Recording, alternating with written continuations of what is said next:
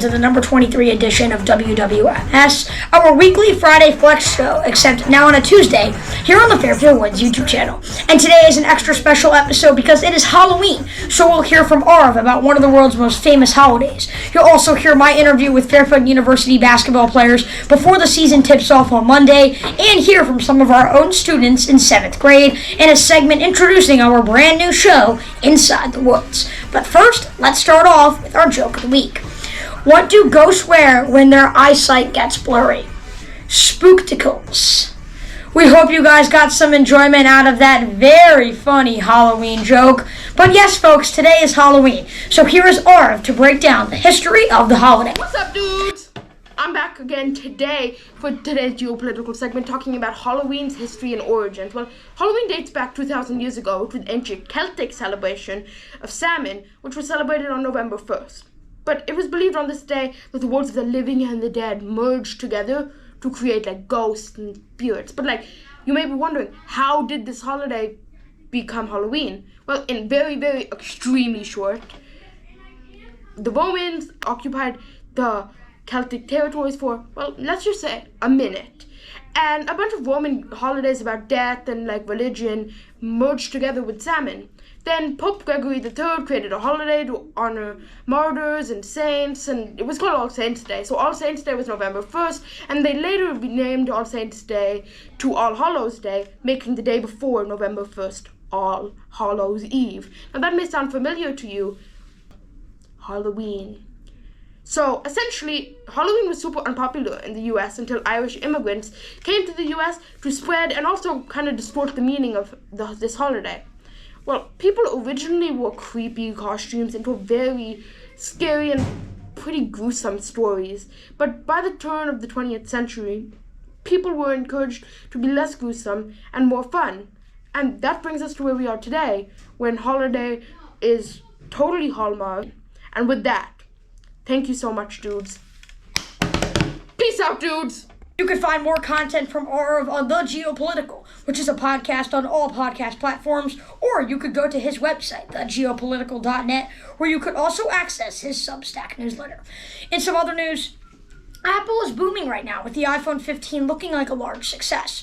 But they are also going through some changes. An article by CNBC stated a report from Bloomberg that suggests Apple intends to spend $1 billion per year to catch up with the rise of artificial intelligence, otherwise known as AI.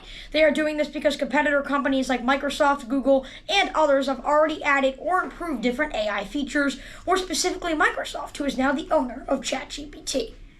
According to the article, Apple is using the money to improve Siri, Apple Music, and other features. You can find more info on the topic in the link in the description box below. Now for our movie news, an adaptation of the amazing indie horror series Five Nights at Freddy's, or FNAF, was released on Friday. The original FNAF games were created by a man named Scott Cawthon. He first started FNAF when he was working at Target and Dollar General. The movie is about a night guard at a seemingly normal pizzeria. Although on his first night on the job, he realizes it might not be as easy as he thinks. The movie will star Josh Hutcherson as Mike Schmidt, Matthew Lillard, Elizabeth Lail, and Piper Rubio. In some sports news, the NBA season has officially tipped off and has been pretty entertaining to say the least. But there is a really cool story when it comes to the NBA. Inte Huang and Sheree Mitchell are now two NBA referees, with Huang's story very inspirational. Inte grew up in South Korea and in 2016, after working with FIBA basketball, was invited to the referee development program by the NBA and moved 7,000 miles to the United States without a full-time job, but didn't hesitate for 1 second, he told the Washington Post. And after many years working with the WNBA and G League, he was hired as one of the NBA's 74 referees for the 2023-24 season. Truly inspirational. But while the NBA season is going on, college basketball starts next week, more specifically November 6th at Boston College for our Fairfield University Stags Men's basketball team. And with a sudden last-minute change at head coach and many new transfers and talents looking to send this basketball club to the NCAA tournament, the Stags are ready to roll, and I got to speak to a few of them throughout the past few months. Here are the best moments. Hey guys, welcome back to another episode of the Cool Sports Network. I am your host, Chase Coburn. Today, I am joined by a very special guest, a junior, a guard for the Fairfield Stags Mens basketball team, Jasper Floyd. Lou Bleachmore, welcome to No. the show. Mm, You've now transferred 3 times in mhm. your collegiate basketball career. Kind of explain to me the challenges and difficulties that you have faced going to different schools with different systems and different cultures. Yeah. So obviously my first transfer was from Harcum Junior College to St. Joe's last year, and then from St. Joe's to here.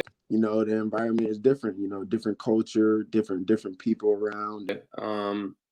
I'd say the toughest thing is just kind of like finding a home. Obviously, as we spoke about, I'm not from here, so it's Right. nice when you find somewhere that feels like home. And And this weather's about to change for me also. So, that's something else that's gonna, Yeah. affect me. But besides that, I fit in good with the schemes and, the different cultures that the team brought. I fit in really good.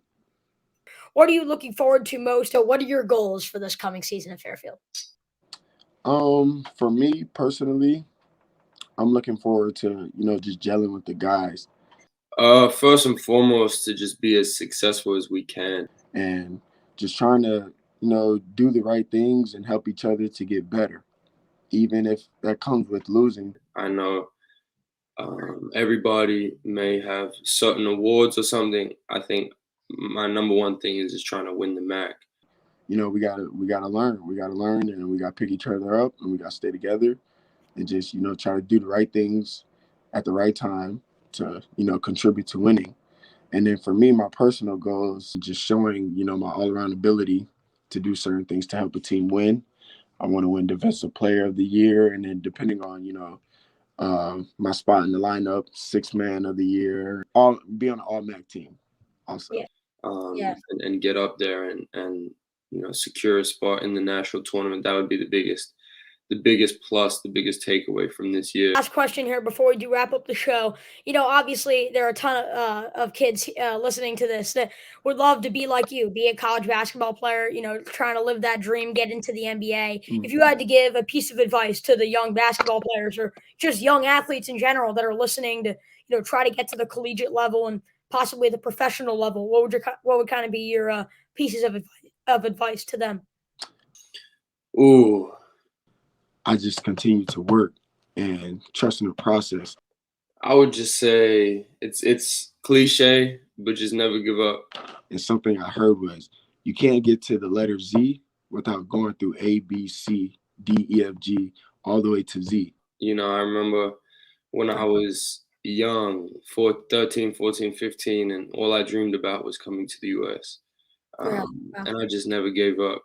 So I would just say, just trust the process, keep working, keep doing whatever you can do to get better at every aspect of your life. You can find more clips from my interviews with Jasper Floyd and Lou Bleachmore on the Cool Sports Network, which can be found on Apple, Spotify, Google, or wherever you listen to podcasts. And we need to talk about it, the World Series. At the time of this recording, the Phillies are set to face off against the Diamondbacks to determine who will go to the World Series out of the National League. But in the American League, the Texas Rangers stunned the Houston Astros, winning both games in Houston and moving on to the World Series, eliminating the defending champs. The Rangers have been the hottest team in baseball as they've defeated Tampa Bay, Baltimore, and Houston to go to the World Series, all of those teams ranking in the top 7 in the sport during the regular season. Sorry we are behind on these recordings, but we're looking forward to seeing if Texas can capture its first World Series trophy in franchise history. But before we wrap up the show, we would like to announce that we are starting a brand new series called Inside the Woods, where we look to get students and teachers more involved.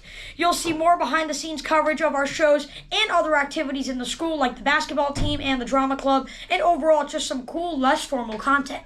We wanted to give you guys a sneak peek of what the show is going to look like, so we went around asking different homerooms about their door decorations, and here were the best moments. What is up, everybody? I am Chase Coburn here for Fairfield Woods Middle School, outside of Mr. Mangieri's, Miss Formato's homeroom door. And I'm here with some of the students. Guys, what's going on here? This was a projection of him. Yeah, I did. I did all the work actually. But it's Ghostbusters. So we have a big Team player right here. Donuts. But then Miss Rapp kind of like everything fell off, so she wanted to do potions. Well, I think it's like really cool because it just brings a lot of positivity to the hallway. You don't really see a lot of other positive messages, you know, if you look at the other doors. So that's why I think ours should win. Personally, I think that we should win because me and Audia, we worked like the hardest on our door because I made the Mr. Motto mermaid, of course, because The Era's door. Okay. And we added the 3D arms to make it a leg up on everyone else because nobody else has 3D. So we just drew Ghostbusters stuff. That's cool. So I guess you're calling Ghostbusters. What's going on here? Like mini Darth Vader? It's like the suction pack.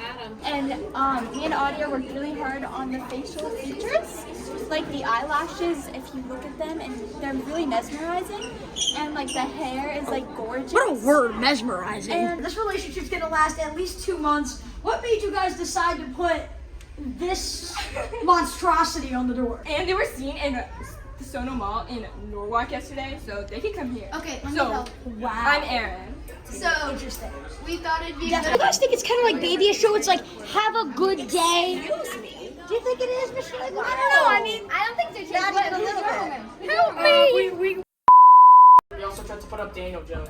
That's a bad idea. We got like 3D skeletons here. I like the potions. I love the Halloween did that one. Yeah, I did that. Yeah, we did that. I took the hand down. Do you see my name? Yeah. Do you see your name? Congratulations. Because I feel like Ghostbusters is always a classic, and it's just, I don't know, I like it. I just like it. But Wow. if you don't choose ours, that's okay. But I believe in you. How about this? What's going on here? Mr. Robinson? He's gonna be holding candy. I would give it a 7 out of 10. I think it's enough. I would give it approximately I would approximately give it a 9.5 out of 10. Wait, Only, guys, you're only. oh wait, no. Oh, stop it! I had to slice your head off.